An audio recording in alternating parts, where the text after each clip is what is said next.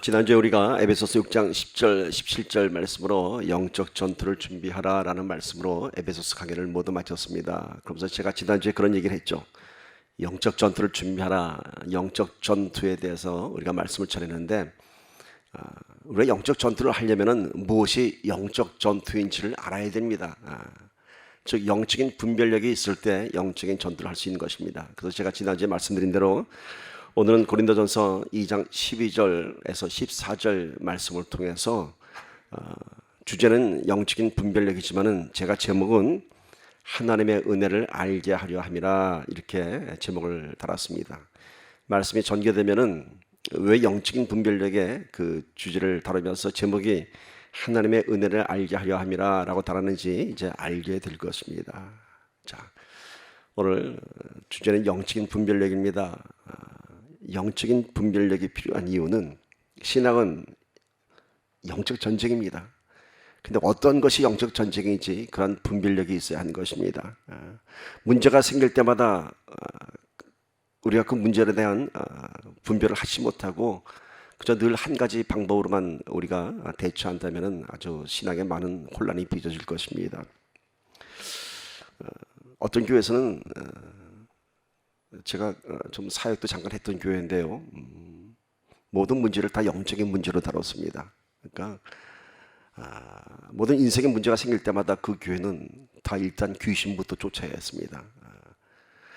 물론 드러나는 역사도 있었고 귀신 들린 사람들은 귀신이 쫓겨나가며 귀한 역사도 있었습니다. 그런데 이게 모든 문제마다 다 이 귀신을 해버리니까 이게 교회가 혼란스러워지기 시작했습니다. 어느 정도냐 하면요, 아이들이 연필 깎다가 칼에 손을 삐어도 그건 귀신 들린 거라고 합니다. 그래서 그 손가락 빈 데다가 귀신을 쫓아내는 기도도 하고 합니다. 얼마나 참 무지한 행동인지 모르겠습니다. 그리고 그 교회에서는요, 여자들이 임신을 해서 입덧을 해도 그것도 귀신 때문에 입덧하는 거라고 해서 그 교회 여자들은 임신하면 입덧도 못합니다. 조용히 가서 집에서 이렇게 해야지 교회는 입덧도 못합니다. 얼마나 무지한 것입니까, 여러분? 그런가 하면 우리가 분별해야 할 것이 뭐냐면은 뇌세포에 이상이 생겨서 생겨난 이런 정신질환자들과 정말로 악한 영이 들어서 생긴 그런 귀신 들린 자에 대한 분별을 할 줄 알아야 되는데 그것을 못하게 되면 아주 혼란스러운 일이 일어나죠. 정신과적으로 치료를 받아야 할 사람을 귀신만 쫓아낸다고 치료되지 않습니다. 그렇다고 또 귀신 들린 자들을 정신과 병원 데리고 가서 아무리 치료받아도 해결되지 않습니다. 그래서 이러한 영적인 분별력이 있어야 하는 것입니다. 우리 인생의 모든 문제는요, 세상의 관습과 또 어떤 세상의 질서, 세상의 상식 안에서 풀어야 할 문제가 있는가 하면은 정말로 하나님께서 주시는 시험과 연단 속에서 우리가 회개하면서 잠잠해야 할 때가 있고 또 그런가 하면은 정말로 악한 영들에 대해서 대적해야 할 때가 있습니다. 이런 것들을 우리가 분별하는 것이 영적인 분별력입니다. 우리 인생의 많은 문제들을 분류를 해보면요, 크게 세 가지로 분류할 수 있습니다.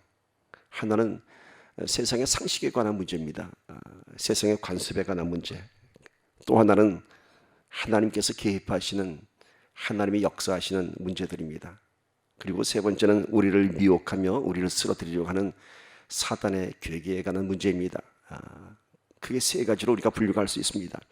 이것을 잘 분류해야지 우리가 대처할 수 있고 하나님의 권능을 드러낼 수 있고 하나님께 영광 돌릴 수 있습니다. 그런데 이 세 가지가 분류가 되지 않고 미스가 되어버리면요, 아주 혼란스러워지고 하나님께 영광 돌리는 것이 아니라 오히려 사단의 거짓의 영들에게 우리가 휘둘러서 아주 혼란스러운 결과를 만들어낼 수 있습니다. 이 세 가지의 예를 제가 한번 예를 들어봅니다. 성경에 있는 사건들을 통해서. 자, 첫 번째는 이러한 것입니다. 예수님께 바리새인들이 찾아왔습니다. 그리고 바리새인들이 예수님을 막 높입니다. 당신은 정말 선생이시고 정말 능력자고 참 하나님의 아들이라고까지는 얘기 안 했지만 하늘의 권능을 가진 사람이라고 칭찬을 합니다. 그러면서 문제를 줍니다.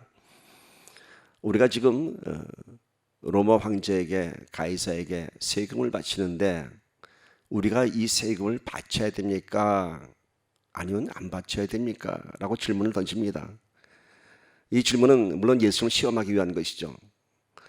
바쳐서는 안 된다. 우리는 하나님을 믿는 사람들이기 때문에 로마 황제를 우상 숭배해서는 안 된다. 바치시면 안 된다라고 얘기하면은 로마의 법에 저축이 되기 때문에 예수님이 끌려가야 됩니다. 로마 법에 의해서. 그리고 로마 황제에게 바쳐라라고 얘기하면은 이거는 하나님 믿는 하나님의 아들이라고 예수가 이 땅에 와서 로마 황제를 인정하는 것이 됩니다. 또 다른 이 땅의 왕을 인정하게 되는 것입니다. 참 곤란스러운 질문을 던졌죠. 예수님께서 뭐라고 대답하셨죠? 너희가 나를 시험하려 하느냐 하면서 명쾌한 대답을 해줬습니다. 가이사의 것은 가이사에게, 황제의 것은 황제에게 주라 얘기합니다. 당시 이 세금은요 주민세에 관한 것이었는데 이스라엘이 로마의 그 지배를 받으면서 모든 주민들은 다 일정한 금액의 세금을 내게 되는데 그 화폐는 데나리온이라고 하는 로마의 화폐로 들여지게 되어 있습니다. 그 로마 화폐 데나리온에는 황제의 얼굴이 흉상에 그려져 있습니다. 그러니까 예수님께서 뭐라고 얘기했죠?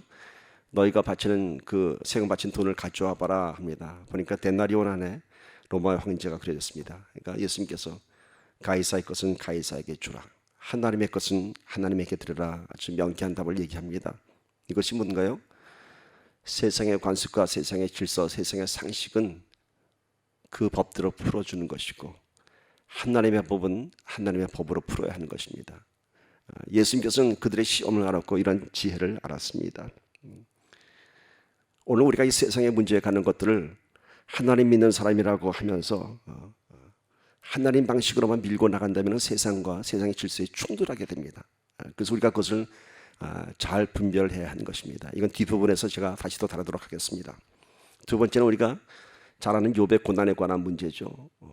감당할 수 없는 고난, 아마 세계사에서 이런 욥처럼 큰 고난을 당한 사람은 없을 겁니다. 하루아침에 모든 재산과 집과 아이들을, 자녀를 다 잃은 사람입니다.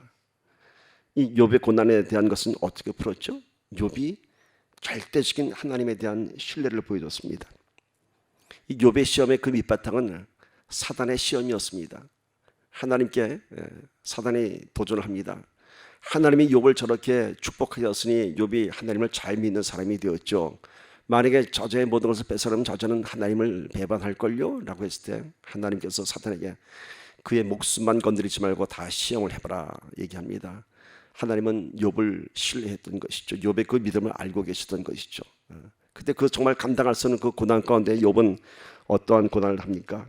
참 위대한 고백을 하죠. 그러면서 욥의 신뢰를 통해서 욥은 승리하였습니다. 그런가 하면은 이제 이 욥의 문제도 다시 또 우리 다루겠지만은 세 번째는 예수님께서 40일 광야 금식을 마쳤을 때 사단이 시험을 던졌습니다. 뭐라고 얘기했죠? 40일 굶은 예수님한테 이 광야의 모든 돌들을 떡이 되게 하라. 그런데 여러분 광야의 그 돌은요 가서 사진을 봤더니 정말 떡처럼 생겼어요. 그 광야에 널려진 돌들이. 그런가 하면 높은 곳에서 뛰어내려봐라. 네가 하나님의 아들이면 천사가 받쳐주지 않겠느냐 이런 도전을 던집니다. 이때 예수님께서는 사단의 시험을 말씀으로 대적하였습니다. 만약 이 세 가지의 문제를 다르게 해석하였다면 어떤 결과가 벌어질까요? 처음에 나왔던 세금에 관한 문제, 바리새인들이 예수님께 이 세금을 바쳐야 합니까? 안 바쳐야 합니까? 라는 이 세금의 문제를 다뤘을 때 이거는 하나님께 주신 것이야. 우리가 벌어들인 것은 다 하나님께 주신 것이야. 그러니까 세금 낼 필요 없어 라고 했다면 더 많은 세상과의 충돌이 있었을 것이고 예수 믿는 사람은 소외되었을 것입니다. 세상의 상식의 문제를 하나님의 영권으로 해결하려 하는 것은 더 많은 갈등이 일어나는 것이고 오히려 하나님의 영광을 가리는 것입니다. 세상의 상식은 세상의 상식 안에서 세상의 질서 안에서 해결하며 하나님의 자녀된 자로서 그 하나님의 영권을 가진 자로서 그 모든 것을 드러내야 합니다. 한국의 이랜드 그룹이 유명한 그룹 아닙니까? 그 그룹이 아주 성실한 세금 신고를 했습니다. 가이사의 것은 가이사의 것을 실행했던 그룹입니다. 국세청에서 세무조사 나왔다가 오히려 저희들이 더 놀랄 정도로 아주 완벽하게 세금 신고를 했던 기업입니다. 이 기업은 어떻게 되었죠? 결국 이로 해서 더 하나님께 영광 돌렸고 사람들에게 인정받고 더 많은 축복을 받았습니다. 세상의 문제는 세상의 상식대로 풀어야 하는 것입니다. 내가 하나님 믿는 사람이라고 세금 안 내도 돼, 이거 하나님께 주신 것이야 라고 한다면 벌써 그 영성부터 잘못된 것입니다. 그런가 하면 두 번째, 욥의 고난 가운데서 욥이 그 고난을 감당하지 못하고 하나님을 부인하고 좌절하였다면 아마 그 시험은 사단의 승리로 끝났을 것입니다. 우리의 영적인 시험과 환난은 끝까지 하나님을 신뢰하는 믿음으로 승리하는 것입니다. 끝까지 하나님을 신뢰하는 것입니다. 예수님이 사탄의 시험을 권능으로 돌이 떠게 되게 하고 높은 곳에서 뛰어내렸다면 그래 내가 40일 금식했는데 네가 날 보고 시험하는 거야? 돌을 떠게 되게 하라고 내가 못할 줄 알아? 하나님의 아들이라고 그 돌들은 그냥 온갖 떡으로 뭐 인절미, 팥떡, 무지개떡, 우리 추석인데 송편, 골고루 떡을 다 만들어서 너도 한번 먹어봐 라고 얘기하고 뛰어내려봐 하실 때 내가 못 뛰어내릴 줄 알아? 뛰어내리면서 슈퍼맨처럼 쫙 날아올랐다면은 그것이 과연 승리하는 것일까요? 아니죠. 그때 예수님께서는 나는 그러한 권능이 있지만 돌도 떡이 되게 할 수 있고 내가 떨어져 냈을 때 천사가 나를 들어올리고 나도 날 수 있지만은 하지 않는 것입니다. 왜냐하면 예수님의 사명이기 때문인 것이죠. 그래서 나를 시험하지 마라 말씀으로 대적하셨습니다. 이거는 마치 예수님께서 만약에 돌을 떡이 되게 하고 능력을 보여주셨다면 십자가에 매달렸을 때 조롱하는 사람들에게 정말 너희들이 내가 하나님의 아들인 줄 모르는구나 하면서 십자가에서 내려와서 다 때려버리시고 로마를 뒤엎어 버렸다면 그 당장은 하나님의 권능을 보였겠지만은 예수님의 사명은 잃어버리는 것입니다. 이길 수 있지만 할 수 있지만 사탄의 시험을 말씀으로 이기는 것이 바로 십자가의 능력인 것입니다. 오늘 우리가 이러한 세상의 수많은 신앙의 문제 가운데서 우리가 위대한 승리를 만들어내려면 영적인 분별력이 있어야 하는 것입니다. 오늘 말씀 고린도서 2장 12절에서 14절은 영적인 분별력에 대해서 제가 이 말씀을 붙잡았습니다. 그런데 제가 아까도 말씀드렸지만 제목을 하나님의 은혜를 알게 하려 함이라 얘기했습니다. 왜 이것이 영적인 분별력의 주제인지 한번 나눠봅시다. 자, 먼저 오늘 주신 말씀부터 한 마음으로 읽어봅시다. 고린도전서 2장 12절부터 14절입니다. 함께 읽습니다. 시작. 우리가 세상의 영을 받지 아니하고 오직 하나님으로부터 온 영을 받았으니 이는 우리로 하여금 하나님께서 우리에게 은혜로 주신 것들을 알게 하려 하심이라. 13절. 우리가 이것을 말하거니와 사람의 지혜가 가르친 말로 하지 아니하고 오직 성령께서 가르치신 것으로 하니 영적인 일은 영적인 것으로 분별하느니라. 14절. 육에 속한 사람은 하나님의 성령의 일들을 받지 아니하나니 이는 그것들이 그에게는 어리석게 보이며 또 그것들을 알 수도 없나니 그러한 일은 영적으로 분별되기 때문이라. 아멘. 자, 제가 아까 인생의 모든 문제는 신앙의 문제는 세 가지로 분류한다고 했습니다. 첫 번째는 세상의 섭리, 세상의 상식에 관한 문제입니다. 이 문제에 대해서 다시 한번 좀 들어가 봅시다. 아까 제가는 성경의 세 가지 사건 놓고 예를 들었지만 이제 좀 더 깊이 들어가 봅시다. 세상이 굴러가는 그 섭리는 뭔가요? 상식이죠. 커먼센스죠. 질서죠. 세상이라고 하는 건에서 만들어진 법이 있죠. 이 모든 것들은 상식 안에서 설명될 수 있습니다. 즉 세상에서 우리가 겪게 되는 모든 일들은 그 원인과 결과를 우리가 분명하게 알 수 있습니다. 그만큼 세상의 일들은 분명한 것이죠. 우리가 이해할 수 없는 일들은 없습니다. 세상은 다 분명한 원인이 있고 그에 따른 결과가 있는 것입니다. 우리 속담에도 그런 속담이 있지 않습니까? 콩 심은 데 콩 나고 팥 심은 데 팥 난다, 이런 얘기 있죠. 또 뭐 있죠? 아니 땐 굴뚝에 연기 나랴. 즉 세상의 일들은 분명한 원인이 있고 그 원인에 따른 결과가 나타나는 것입니다. 즉 세상의 일들은 우리가 그 원인과 결과를 추측할 수 있습니다. 그만큼 세상에 돌아가는 그 일들에 대해서는요 분명한 요소가 있습니다. 무슨 요소가 있냐면요, 시간과 과정이라고 하는 매체를 통해서 세상의 일들은 예상되어지고 또 그대로 결과되어지는 것입니다. 좀 더 쉽게 설명하면 이겁니다.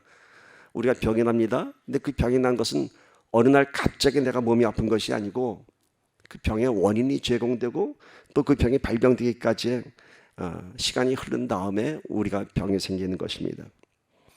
인생의 성공도 어느 날 갑자기 그 사람이 성공하는 것이 아니라 성공을 위한 시간이 지나갔고 노력이 지나갔고 그때 성공이라고 하는 열매를 얻게 되는 것입니다. 실패도 마찬가지죠. 어느 날 갑자기 정말 난 잘 해나가는데 실패하는 것이 아니라 실패할 수밖에 없는 여러 가지 요인들이 시간이 지나가면서 자꾸 쌓여지는 것이죠. 그런데 영적인 문제들은 세상의 섭리와는 다릅니다. 세상의 상식과는 다릅니다. 세상의 질서와는 다르고 차원이 다릅니다. 즉 세상의 일들은 시간과 과정, 여러 가지 팩트를 통해서 그것들이 만들어지고 결과되어지는데 영적인 문제들은 첫 번째는 시간을 초월합니다. 두 번째는 상식을 초월합니다. 세상의 섭리는 이해할 수도 없고 해결할 수도 없는 문제들이 나타납니다. 우리가 삶의 문제들을 대할 때 이것이 영적인 문제인가 아니면 우리가 일반적으로 겪게 되는 세상의 섭리인가 상식에 관한 문제인가를 우리가 구별해야 하는 것입니다. 예수님과 제자들이 탔던 배에 풍랑이 일었습니다. 파도가 일었습니다. 제자들이 볼 때 두려워하면서 선생이여 우리가 죽게 되었나이다 했을 때 그 풍랑은 일반적인 사건입니다. 누구나 다 겪게 되는 풍랑입니다. 예수님이 탔던 배에도 그래서 풍랑이 일어났던 것입니다.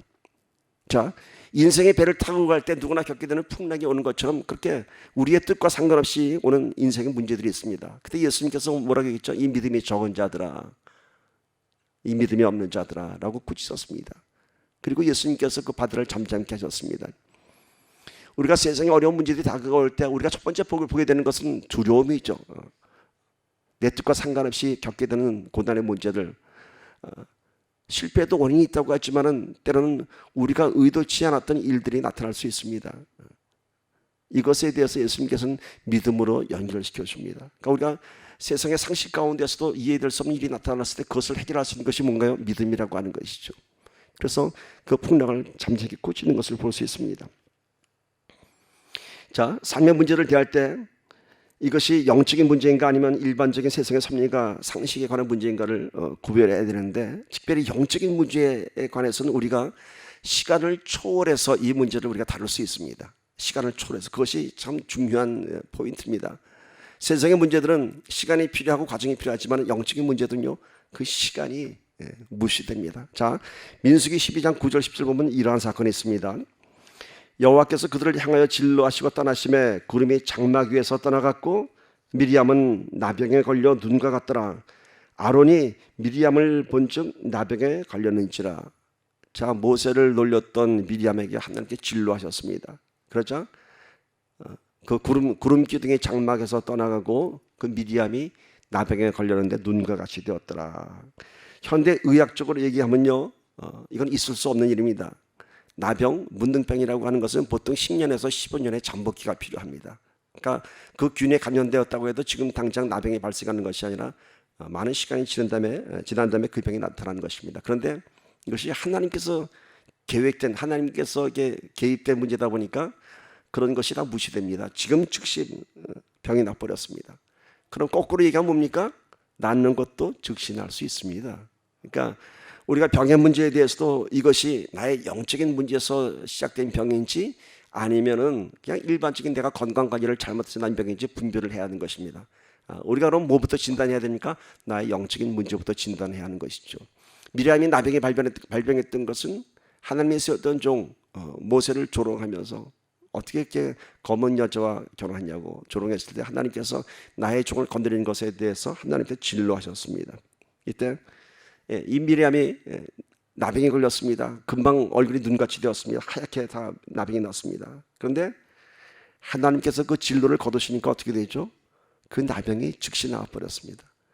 근데 성경을 찾아보면 7일 후에 고침을 받는 것으로 나옵니다. 그럼 그 7일의 의미가 무엇일까 한번 생각해 보게 됩니다. 거기에 성경이 이렇게 되었습니다.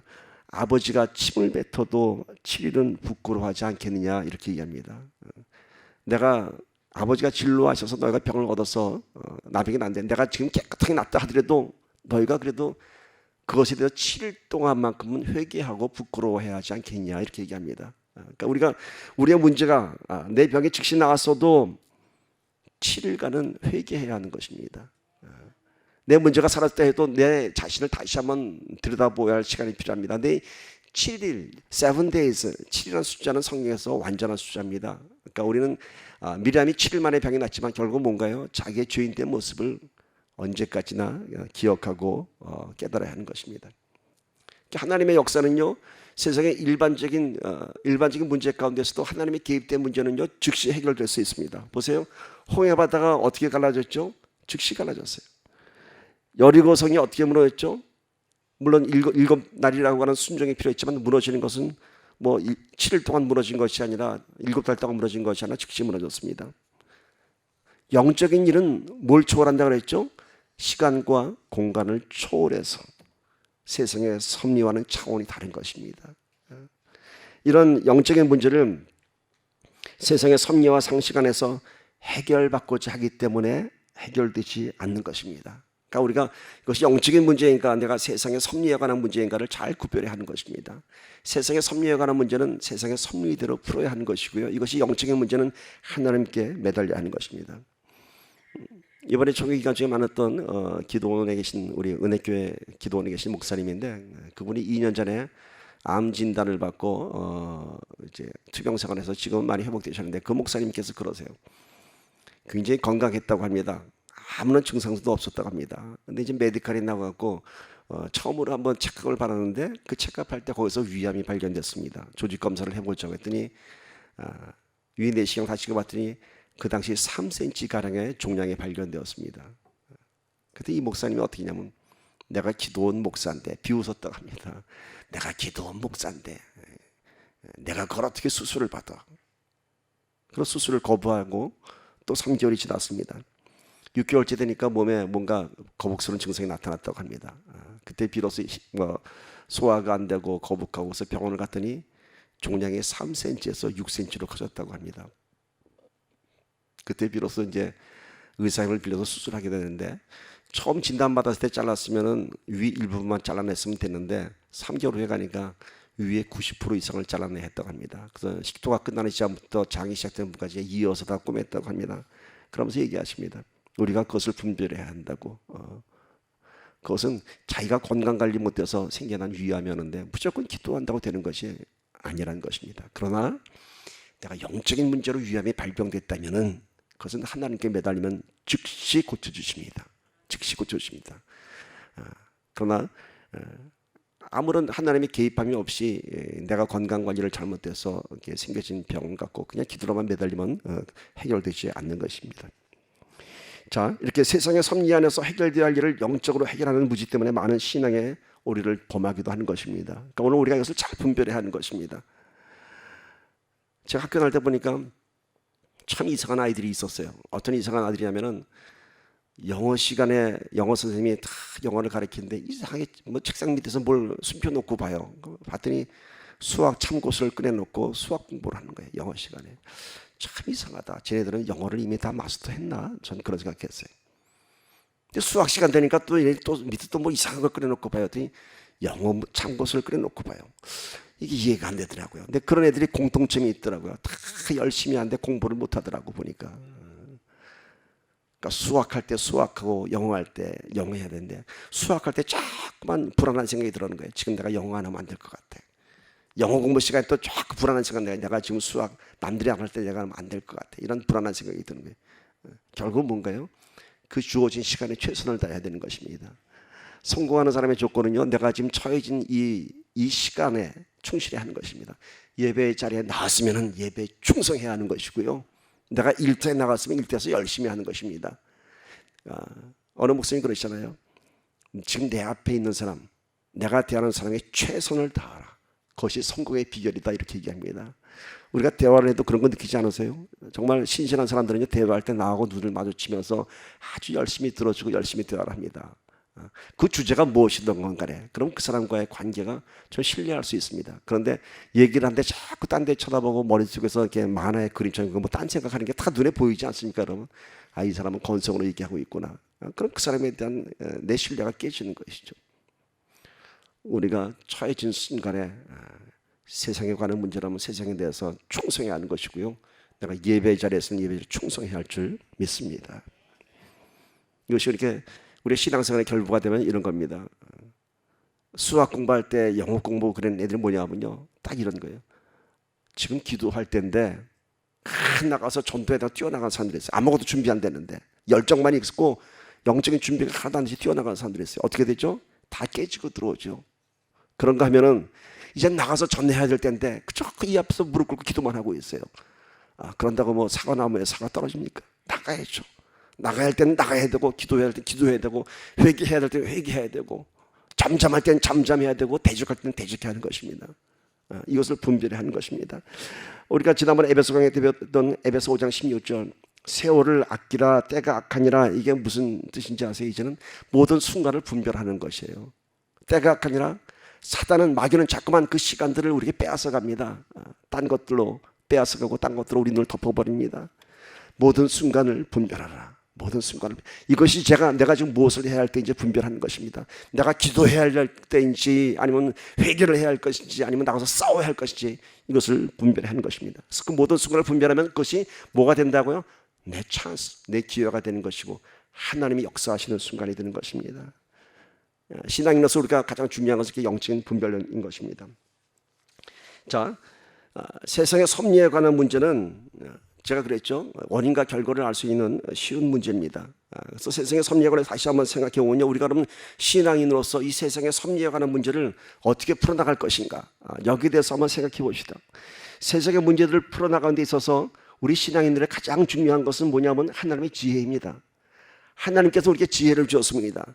그 지혜를 갖고 세상에 나가면요, 세상의 관습과 질서와 세상의 모든 돌아가는 것들에서 우리가 위에 있을 수 있습니다. 무슨 말씀인지 아세요? 세상 사람들은 세상의 간섭과 세상의 상식 안에서 살아가지만 우리는 누구의 지혜?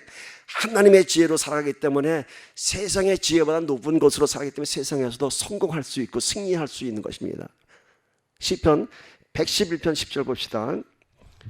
여호와를 경외함이 지혜의 근본이라 그의 계명을 지키는 자는 다 훌륭한 지각을 가진 자이니 여호와를 찬양함이 영원히 계속되리로다. 자, 여호와를 경외하는 것이 지혜의 근본이라고 했고요, 하나님의 말씀 계명을 지키는 자는 다 훌륭한 지각을 가진 자이니, 세상의 관습과 질서와 상식을 보더라도 그걸 보는 시각이 다른 것이에요. 훌륭한 모든 지각에 뛰어난 영성을 갖게 되는 것이죠. 그래서 여호와를 찬양함이 영원히 계속되리라. 왜? 하나님의 지혜로 내가 세상에서 승리하고 세상을 내가 다스리기 때문에 그 종을 하나님을 어찌 찬양하지 않을 수 없겠습니까, 여러분? 내가 하나님 때문에 세상에서 성공하고 하나님 때문에 세상에서 내가 정말 드러나는 사람이 되는데 어찌 하나님을 증거하지 않겠습니까? 오늘 우리가 자랑할 것이 있다면 하나님의 지혜인 줄 믿습니다. 이 하나님의 지혜가 얼마나 뛰어난 것인지 하나 예를 들어보겠습니다. 세상 사람들의 지혜와 하나님의 지혜가 다른 차원이 하나만, 제가 성경은 많은 것을 얘기할 수 있겠지만 쉽게 이해할 수 있는 하나 말씀드리겠습니다. 마태복음 5장 40절 41절 보세요. 또 너를 고발하여 속옷을 갖추고 자는 자에게 겉옷같이도 갖추게 하며 또 누구든지 너희로 억지로 오리를 가게 하거든 그 사람과 신미를 통해하고. 여러분, 이것이 세상의 상식 가운데서 통하는 얘기입니까? 이 얘기가 너를 고발해서 고발한 게 뭡니까? 법적으로도 내가 갖겠다는 것이죠. 네 속옷을 달라고 하는 자에게 겉옷까지도 주라. 이 세상의 상식으로는 있을 수 없는 문제입니다.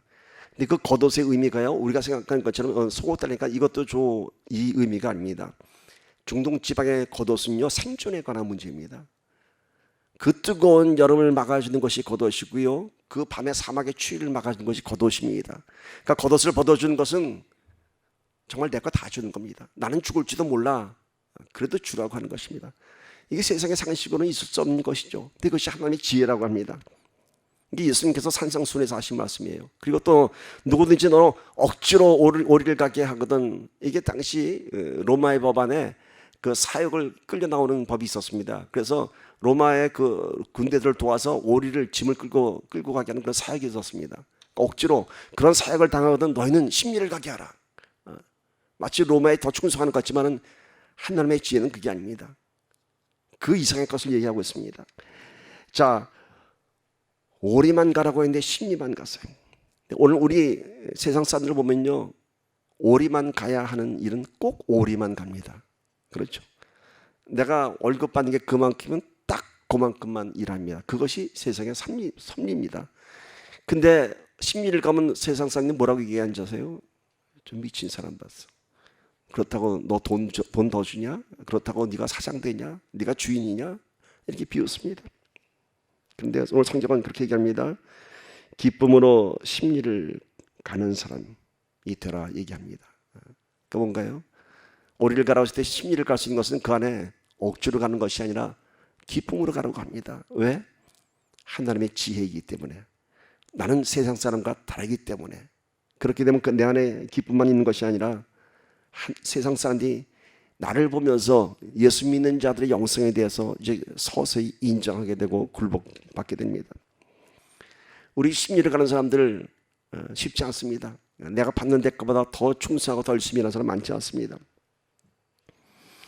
기업에서 그런 통계를 내놨습니다. 많은 종업원들이 있는데 주는 대가보다 일을 더 하는 사람이 한 5% 정도 있다고 합니다. 성실한 사람들. 그 사람들은 자기 그 주어진 대가보다 5%를 더 열심히 일하는 사람들이 한 5% 있다고 합니다. 그러니까 오늘 내가 운영하는 공장에 100명의 종업원이 있다면 그 중에 한 5명은 심리를 가는 사람이라고 합니다. 그런데 성공하는 사람들은 꼭 이 5% 안에서 나온다고 합니다. 놀랍지 않습니까, 여러분? 이것이 하나님의 지혜입니다.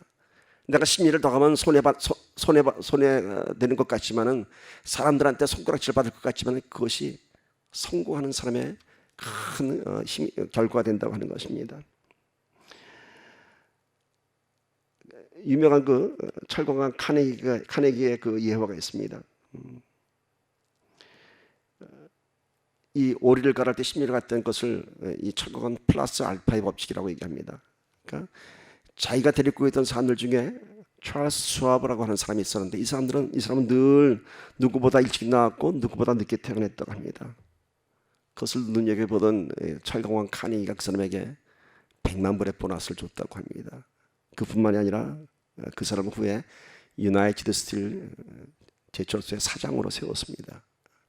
지금은 당장은 내가 손해보는 것 같지만은 결국은 그것이 인정받는 결과를 만들어냈습니다.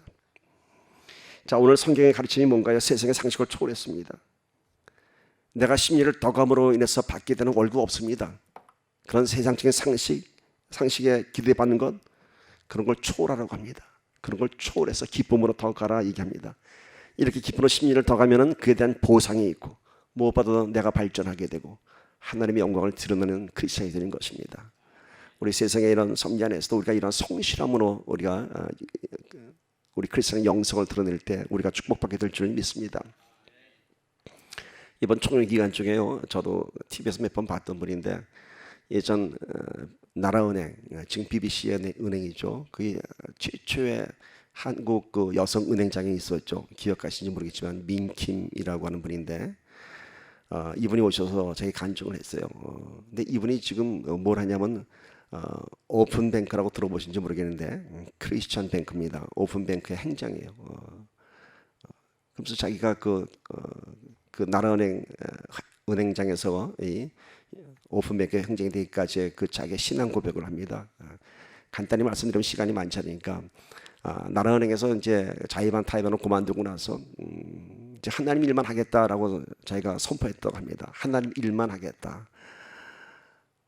근데 어느 날 5년 지나고 나서 First Sanders Bank입니다. 그게 이제 오픈뱅크가 되기 전에는 아마 우리말로는 제일은행인가 그런 것 같은데, 그 은행 이사진들이 찾아왔다고 합니다.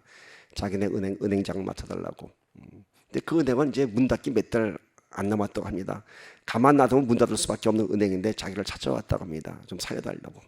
그래서 쳐다보지도 않았다고 합니다. 내가 그 망하는 은행에 왜 가서 고생해? 나는 이제 하나님 일만 할 거야.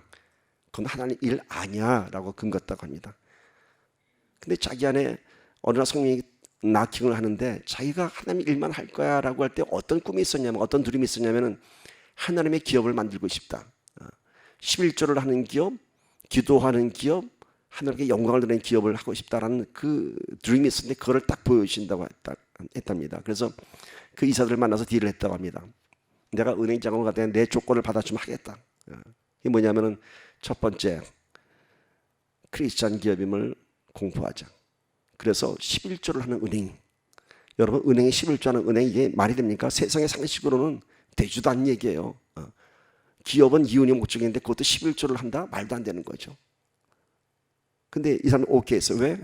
망해가는 은행이 뭐 11조를 내면은 뭐 흑자가 됐으니까 11조 낼 거 아니에요? 오케이 했고, 모든 지점과 모든 사람들은 아침에 기도를 하고 기도를 마무리한다. 그리고 하나님이 기업이라는 것을 세상에 공포한다. 이런 세 가지 조건을 만들어냈고, 그것이 그 사람들이 받아들여갖고 그 오픈뱅크, 이름도 오픈뱅크가 뭐냐면 하늘 보좌를 열어달라고 해서 오픈뱅크를 했다고 합니다.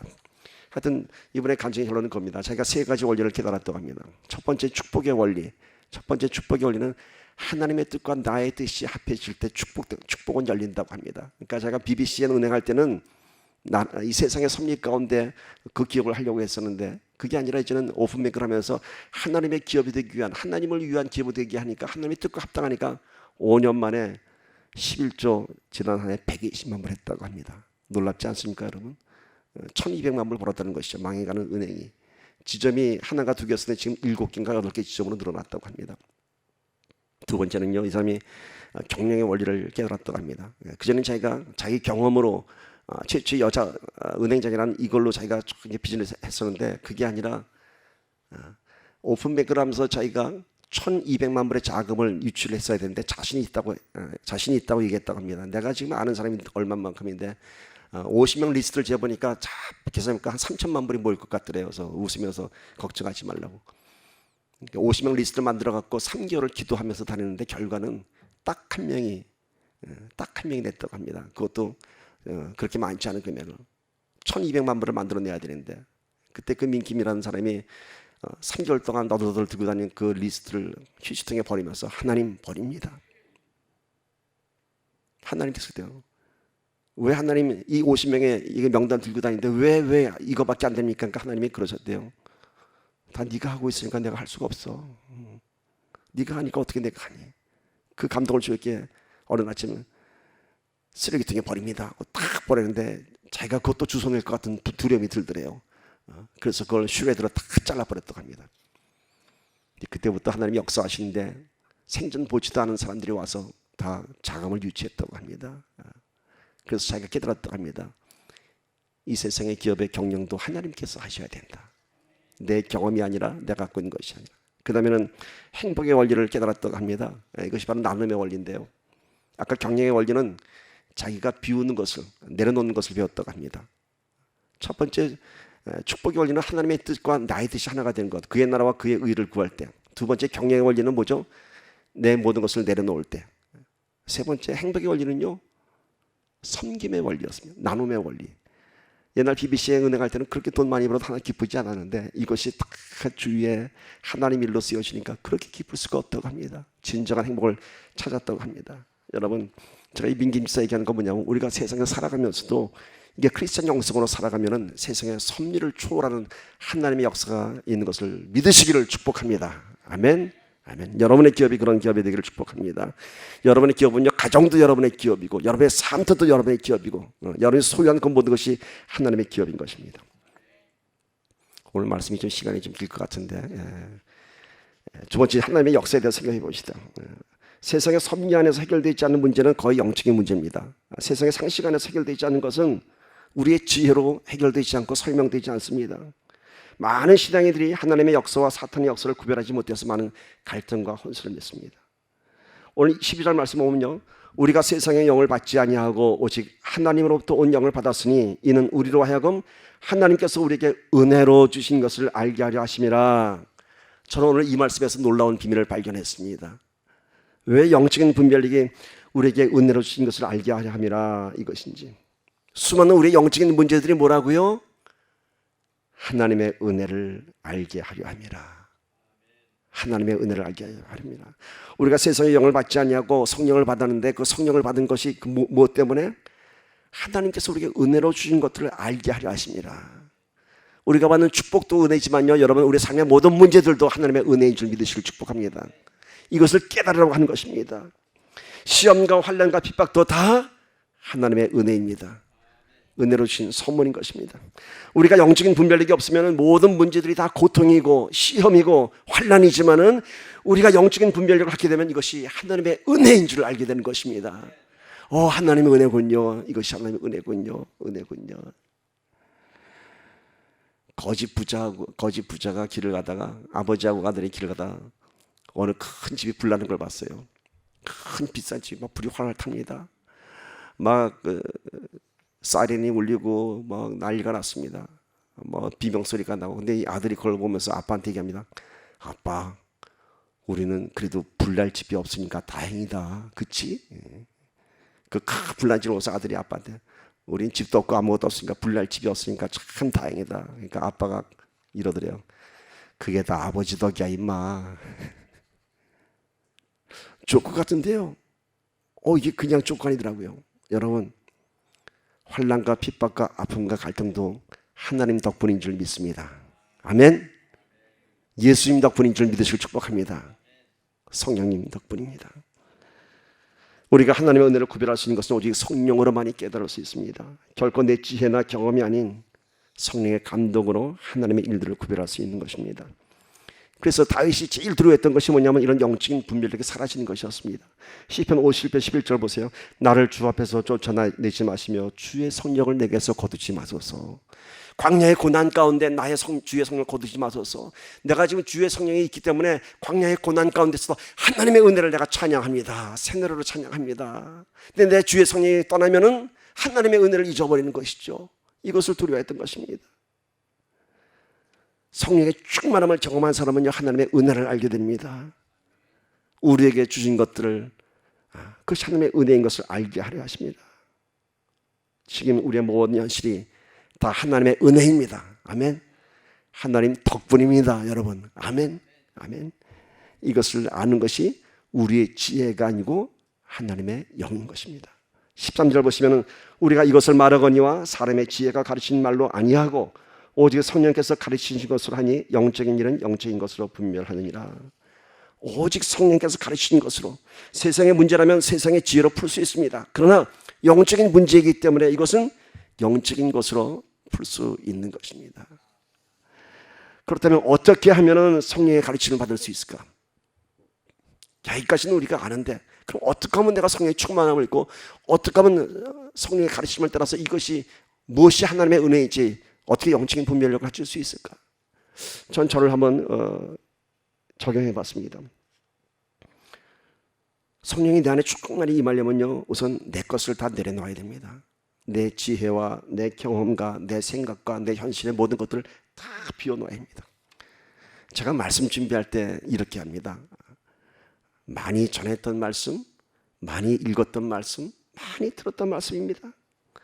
오늘 말씀 고린도전서 왜 모르겠습니까? 다 합니다. 그런데 제가 이 설교를 준비할 때는요, 수십 번 보고 듣고 전한 말씀이라 할지라도 다 내려놓습니다. 그건 무슨 뜻이냐면은 다시 성경을 보는데 어떻게 보냐면 마치 예수 처음 믿는 사람이 신학 공부 안 한 사람이 처음 성경책 들고 부들부들 떨고 보는 것처럼 저는 그렇게 봅니다.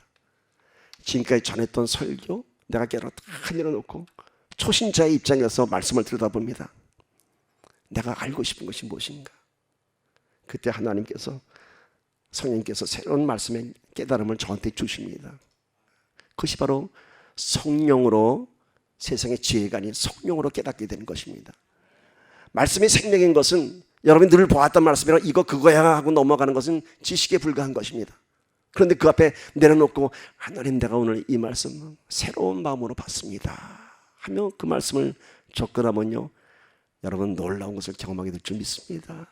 생명의 말씀은 오늘 깨달은 말씀이 다르고 내일 깨달은 말씀이 다른 것입니다. 그래서 똑같은 말씀이라도 작년에 전했던 말씀 다르고 오늘 전하는 말씀이 다른 것입니다. 지금 이 상황에서 우리 모두에게 필요한 말씀을 하나님께서는 깨닫게 해주시는 것입니다.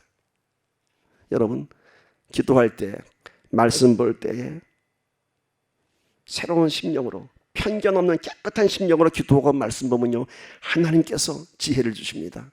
영적인 것을 분별하게 하십니다. 내 안에 먼저 선입견을 갖고 편견을 갖고 내가 먼저 내 방식을 다 만들어 놓고 하나님 이래야 되죠 라는 걸 밑에 깔아놓고 기도하기 때문에 하나님의 응답이 없는 거예요. 이미 내가 다 머릿속에 딱 있는데 아닌 것처럼 하나님 앞에 기도하는 거예요. 안 해요. 다 버려야 돼요. 제로 베이스란 말 있지 않습니까? 쉽게 얘기하면은 이 기계 잘 모르는 사람들은 기계가 잘 안 되면 어떻게 해야죠? 껐다가 켜요. 그게 제일 쉬운 방법이에요. 그게 제로 베이스라는 거예요. 일단 제로점으로 만들어 놓은 거예요. 공장 출고 시에 원점으로 만들어 놓고 그때부터 시작하는 거예요. 이거 쉬운 진리인데요. 전화기 뭐 하다 안 되면 껐다 켜보세요. 돼요. 마찬가지예요. 신앙도 잘 안 되면 여러분 잠시 죽어보세요. 잠시 죽었다가 하나님 앞에 다시 살아나세요. 그럼 그때 깨닫게 됩니다. 내 이 문제가 무슨 문제인지. 그때 비로소 내 삶의 모든 문제 안에서 하나님의 은혜를 확인하게 되며, 비록 내 삶은 변한 것이 없지만은, 내 기도는 응답이 아직 안 됐지만 이것이 하나님의 은혜인 것을 알게 되면요, 내 안에 평강이 임재합니다. 평강이. 벌써 기도 응답된 것처럼 마음이 기쁩니다. 두렵지 않습니다. 평강입니다. 이것이 영적인 분별력입니다. 아까도 욥에 얘기했지만 욥이 어떻게 고백했죠? 그 고난의 날에 주신 분도 하나님이시오, 걷어가시는 분도 하나님이시오, 이런 고백하며 그 환난 가운데 나의 가는 길을 오직 그가 아시나니 그가 나를 단련하신 후에는 내가 정금같이 나오리라. 이 모든 고난의 문제를 욥은 하나님의 은혜로 결론 지었습니다. 그래서 평강이 있었던 것이고 바울은 더 창대해졌던 것입니다. 오늘 우리 한번 이렇게 다 같이 고백해 봅시다. 모든 것이 다 하나님의 은혜입니다. 시작. 모든 것이 다 하나님의 은혜입니다. 모든 것이 다 하나님의 은혜입니다. 이것이 바로 우리 안에 깊은 평강의 고백인 것입니다. 평강이 뭐라 그랬죠? 평강은 영적 전쟁에서 이겼을 때 얻는 평강인 것입니다. 오늘 우리가 심한 갈등 가운데, 영적 갈등 가운데 있었다면 오늘은 평강하십시오. 이 모든 것이 하나님의 은혜입니다. 아픈 것도 하나님의 은혜이고요, 삶의 어려운 문제도 하나님의 은혜입니다. 분명한 것은 하나님께서는 승리를 선포하셨기 때문에 내가 평강을 선포할 때 그 문제는 이미 해결된 줄 믿습니다. 세 번째, 사탄의 역사로 가는 문제를 나누며 말씀 마치는데, 제가 사탄의 역사에 가는 문제는요 길게 안 전합니다. 왜냐하면 이거는 다 거짓이기 때문에요. 무슨 말씀인지 아세요? 앞에 세상의 섭리에 관한 문제, 하나님에 관한 문제는 우리가 깨달아야 할 문제가 있고 우리가 확인해야 할 것들이 있었습니다. 근데 사단의 역사하는 것은요, 이건 다 거짓이에요. 그러니까 여기는 특별히 우리가 뭐 이렇게 하려 할 부분이 없어요. 사단이 우리를 공격하는 이유가 뭔가, 사단의 목적을 알면은 사단을 이길 수 있습니다. 사단이 우리를 공격하는 이유가 뭔지 아세요, 여러분? 하나님으로부터 우리를 떼어놓기 위한 것이에요. 하나님과의 관계를 깨어놓기 위해서 자꾸 여러 가지로 물질로 여러 가지 시험을 주고 여러 가지 삶의 문제를 주는 것입니다. 뭐 때문에? 하나님께 등지라고, 하나님 없다고, 세상 법적인 방법으로 풀어가라고, 누구누구 만나서 좀 부탁해보라고. 아니, 이것이 사단의 귀계예요. 사단의 위대한 승리가 뭐였나요? 에덴 동산에서 위대한 승리를 했죠. 위대하다는 표현이 좀 우습지만은, 그러나 결국 이것이 뭔가요? 하나님을 가리게 한 것이죠. 우리는 왜 사단의 공격에 말려 들어가는가? 사단의 실체를 깨닫지 못하기 때문인 것이죠. 사단의 실체가 뭔지, 사단이 뭔지, 사단의 실체를 모르기 때문에 분별하지 못하기 때문에 늘 당하고 마는 것입니다. 사단은 거짓의 영이라는 대전제를 잊어서는 안 됩니다. 뭐라고요? 사단은 거짓의 영. 나를 공격하는 거 다 거짓이에요, 여러분. 눈에 더럽게 안 보일 것이 다 거짓이에요. 우리가 사단이 공격하는 것이 마치 이게 하나님의 일인 양 거짓 모양을 만들어냅니다. 또 세상의 섭리인 양 가장을 합니다. 자신은 숨고 다른 이유를 막 드러냅니다. 사탄은 거짓의 영이기 때문에. 보세요, 고린도후서 11장 14절 15절 보세요. 이것은 이상한 일이 아니니라 사탄도 자기를 광명의 천사로 가장하나니 그러므로 사탄의 일꾼들도 자기를 의의 일꾼으로 가장한 것이 또한 대단한 일이 아니니라. 그들의 마지막은 그 행위대로 되리라. 사단이 뭐라고요? 광명의 천사로 가장합니다. 하나님으로 가장합니다.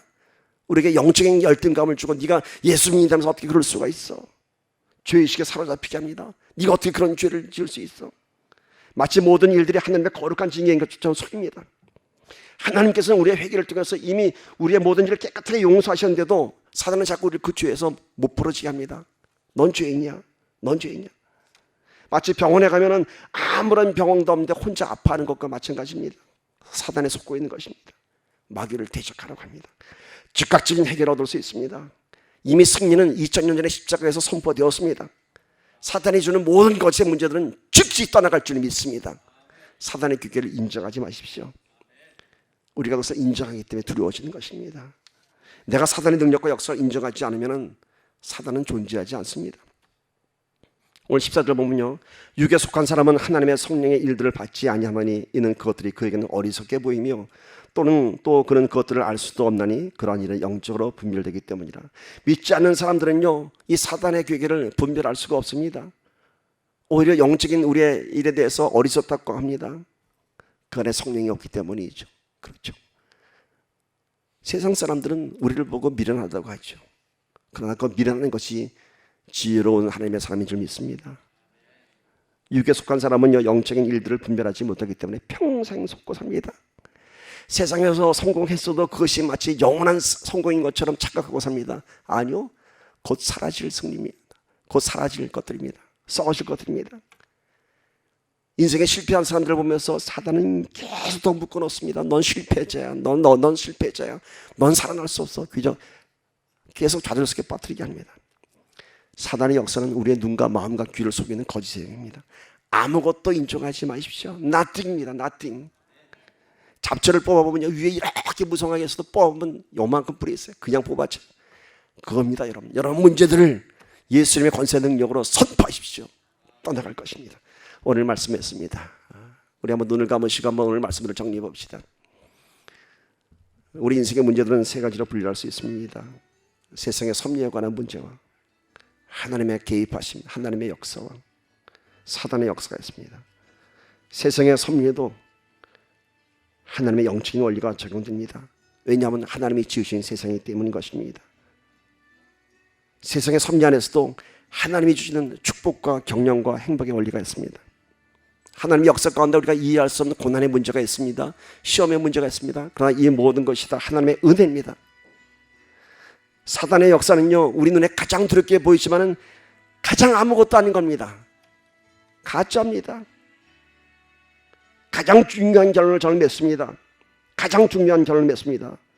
세상의 섭리도 사단의 역사도 다 하나님의 권능 아래에 있습니다. 영적인 분별력은 하나님의 은혜를 아는 것입니다. 하나님만 붙잡으면 어떠한 전쟁에도 승리할 수 있습니다. 그렇게 되기를 예수님으로 축원합니다. 아멘. Water down that message ever. Today, you've chosen to sit yourself in the middle of a very safe place to hear a potentially dangerous message. Welcome to our church.